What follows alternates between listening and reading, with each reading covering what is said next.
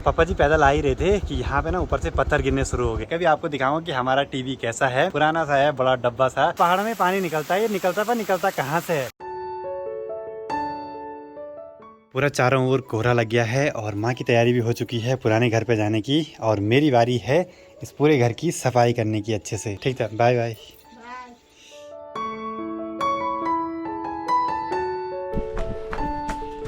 और सफाई के चक्करों में भूल गया कि फ़ोन बाहर पे ही है, बारिश लगे जा रही है। और पता सफाई करते टाइम मेरा हाथ दरवाजे पे इतनी ज़ोर से लगा, कोनी पे, यहाँ पे हल्का सा खून भी निकल रहा है। एक पल के लिए तो मुझे लगा कि मेरा हाथ टूट गया, इतना भयंकर दर्द हुआ।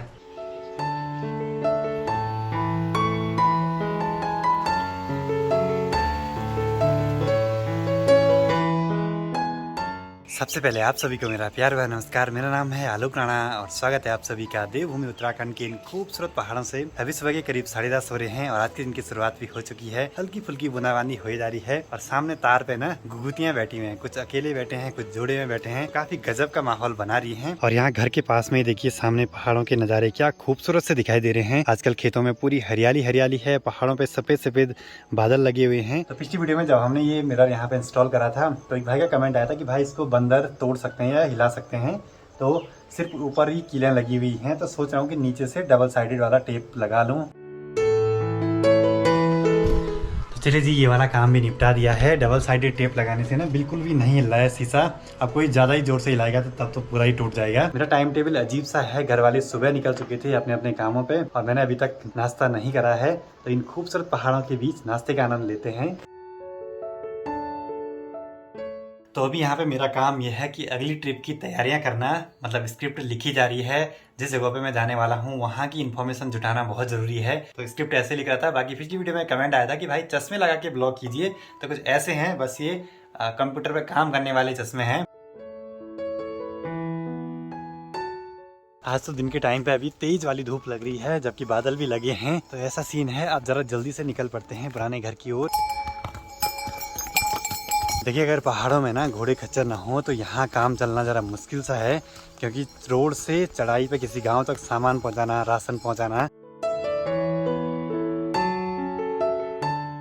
और आगे बढ़ने से पहले आपको यहाँ पे धरोडी पे जो ये पानी आता है ना, इसके बारे में बता देते हैं। कई लोगों के कमेंट्स आते हैं कि जो पहाड़ों में पानी निकलता है, ये निकलता पर निकलता कहाँ से है। होता यह है कि ऊपर जो पहाड़ी है ना, वहाँ पे बारिश का पानी ज़मीन के अंदर चला जाता है, फिर वो पानी कहीं ना कहीं से तो बाहर निकलेगा ही। तो यहाँ पे इतना सारा आजकल पानी आया हुआ है। जितने भी स्रोत से पहाड़ों में पानी निकलता है वो ग्राउंड वाला पानी रहता है, जो आप हैंडपंप या किसी और चीज़ के थ्रू ऊपर निकालते हैं। अब पहाड़ों में उसको बाहर निकलने की जगह मिल जाती है, तो ऐसे स्रोत के रूप में बाहर निकल जाता है। अब यहाँ पे रोड की कंडीशन इतनी खराब हो चुकी है बारिश से, और डेली यहाँ पे कोई ना कोई बाइक वाला गिर ही जाता है। कल ही यहाँ पे कोई गिरे हैं शाम को। अब जो छोटी छोटी गाड़ियाँ हैं ना, उनके नीचे लगने का भी डर है, क्योंकि बीच में मिट्टी काफ़ी ज़्यादा उठी हुई है। तो ऐसी गाड़ियाँ ना थोड़ा मुश्किल है यहाँ से ले जाना आगे। अब यहाँ पे खूब सारा पानी भरने का मेन रीज़न ये है कि यहाँ पे पहले एक धारा था, जो कि ऊपर से रोड कटने की वजह से दब गया है। अब वो पानी कहीं ना कहीं तो निकल ही रहा होगा, तो वो यहीं पे इस मिट्टी को गीला कर दे रहा है। अब देखिए, गाड़ियाँ आगे बढ़ने में जरा सा मुश्किल तो हो रही है। और यहाँ पे सबसे ज़्यादा दिक्कत तो बाइक वालों के लिए ही है। रोड के ऐसे हाल सिर्फ यहीं पे नहीं है, बल्कि पहाड़ों में हर जगह पे ज्यादातर ऐसे ही हाल हैं आजकल रोड के। कहीं लैंडस्लाइड हो गया, फिर उसके बाद वहाँ पे कीचड़ सी हो जाती है पूरी। शाम के 5 बजने वाले हैं और ऐसे माहौल में सभी चाय का आनंद ले रहे हैं इन खूबसूरत पहाड़ों के बीच। और सामने गुप्तकाशी वाली पहाड़ी से यहाँ से बारिश आ गई है। आजकल दिन में लंच के बाद जो नींद आती है ना, उसकी तो बात ही कुछ अलग है। सिर्फ सपने दिखने लगते हैं दिन में भी। आजकल हर गाँव में महिलाएं कीर्तन करती है मंदिरों में जाके, तो यहाँ तक पूरा सुनाई दे रहा है। गाड़ी लानी है तो ऐसी गाड़ी न मत लाना वाले जो नीचे लगे वाल, क्योंकि माँ ने देख लिया कि यहाँ ऊपर में गाड़ियाँ बहुत लग रही है, नीचे वाल। क्या हुआ था? खराब हो रही।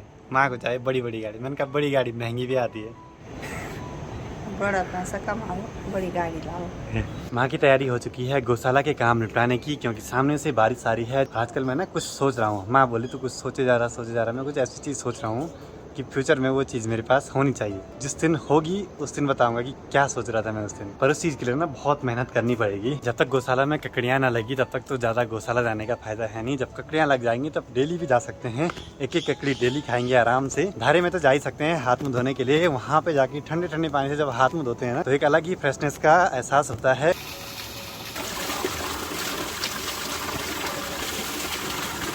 पानी की बोतल जब ठंडी रहती है ना उस टाइम उसके बाहर से कुछ बूंदे बूंदे से जम जाती है ना, तो सेम ऐसे ही इन्हीं बोतलों के साथ है यहाँ का पानी भरा। इतना ठंडा है पानी। और पिछली वीडियो में एक भाई का कमेंट आया था कि ये पानी कहाँ से आता है, तो ऊपर यहीं पर से निकलता है, जो कि काफ़ी बार मैंने दिखा रखा है।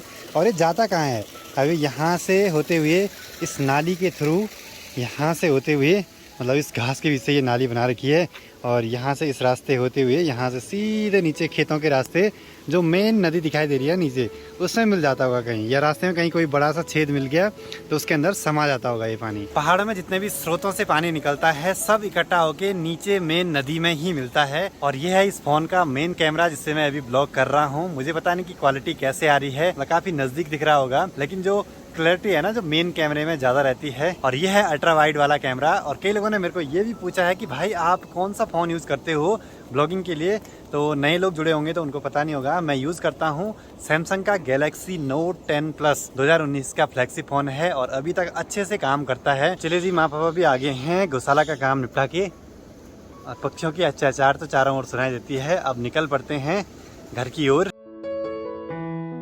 वैसे जो डिश है ना इसको हमारे यहाँ कोई यूज नहीं करता है अभी, क्योंकि हमारे यहाँ अभी टीवी नहीं चलता है। पर इसके ऊपर से एक प्लास्टिक की पन्नी रखी हुई है ना, तो ये पुरानी याद दिला देती है। तो पहले कुछ होता ऐसा था ना कि जैसे सभी के घर में डिश रखे रहते थे, तो ऊपर से हम प्लास्टिक का एक डब्बा काट के LNB के ऊपर रख देते थे। जब से मोबाइल फोन आए हैं तो सभी इंटरनेट पे लगे रहते हैं, जो भी कुछ देखना है ऑनलाइन देख लेते हैं। तो अभी इस वाले घर पे टीवी बंद ही रहता है। कभी आपको दिखाऊंगा कि हमारा टीवी कैसा है, वो कभी किसी और वीडियो में दिखाऊंगा। पुराना सा है, बड़ा डब्बा सा, उसी से हम काम चलाते हैं। कभी कभी कुछ जैसे क्रिकेट मैच देखने हो तो लगा लेते हैं उसको। और ये फ्री वाला डिश है, मतलब कि इसमें पैसे देने नहीं पड़ते हैं। ये जो छतरी है ना ये है डिश टीवी वाली। पहले हम पे डिश टीवी भी था बहुत पहले। आज ना इस वाले घर से अपने स्कूल के डॉक्यूमेंट्स भी ले जा रहा हूँ, क्योंकि यहाँ पे रखना ठीक नहीं है। अब नए वाले घर पे ही इनको रख लेंगे। कभी आपको जरूर दिखाऊंगा अपनी 10th में या 12th में कितनी नंबर थी। और ये छाता पकड़ के ना स्कूल टाइम की याद आई।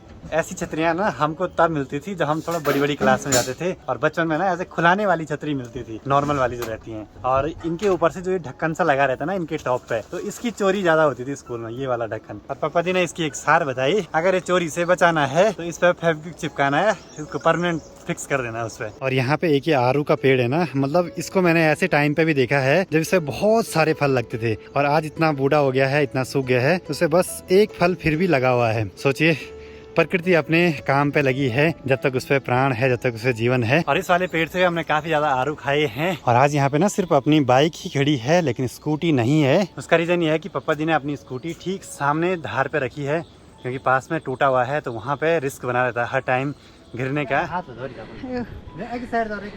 चलो यहाँ पर खड़े रहो।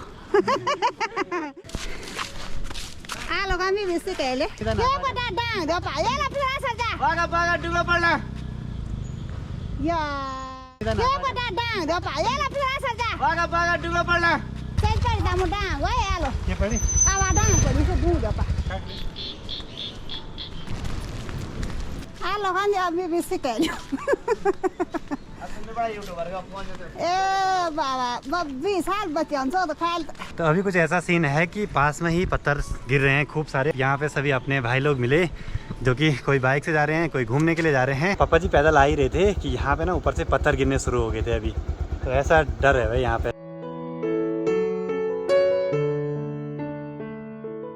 अब यहाँ आजकल लाइट ज़्यादा कट हो रही है, तो सोलर पैनल जल्दी से लगा देना पड़ेगा इन्वर्टर पे। अभी बात कर दी है वेल्डिंग वाली दुकान पे कि उसका फ्रेम बना दे, तो शायद वो कल नाप लेने के लिए आ जाए, तो जल्दी से उसको भी फिट कर देंगे छत पे। सुबह मैंने पूरा बरामदा साफ किया, और अभी कुत्तों ने ना यहाँ पूरा गंदा करा हुआ है, पैरों के छापे लगे हुए हैं। सुबह ना अच्छे तरीके से सफाई करी थी मैंने, और दोबारा पोछा लगाने के लिए हो गया, क्योंकि यहाँ पे ना कुत्तों के बाल बाल से पड़े हुए हैं, पैरों के छापे हैं। अब हम यहाँ पे कब बैठ के खाना भी खाते हैं और चाय पानी भी पीते हैं, तो अजीब सा लग रहा था। फिर मैंने सोचा एक बार दोबारा से कर देते हैं सफाई। मैंने एक चीज़ देखी है कि पहाड़ की महिलाओं को या तो थकान नहीं लगती है, या तो इनकी काम के प्रति इतनी लगन है। मैं यहाँ पे आई, यहाँ पे भी काम पे लगी दिन भर काम करने के बाद भी। अब यहाँ पे सामने के नज़ारे तो गजब के हैं, लेकिन आजकल मच्छर भी बहुत ज़्यादा है यहाँ पे, तो मच्छर चढ़का रहे हैं। इसका मतलब ये हुआ कि मच्छर काट रहे हैं। हमारे यहाँ गढ़वाली में ऐसे बोलते हैं, जब मच्छर काटता है तो मच्छर चढ़का रहे हैं बोलते हैं। थोड़ा अजीब सा लगेगा, हंसी वाला है, लेकिन ऐसे ही बोलते हैं हमारे यहाँ।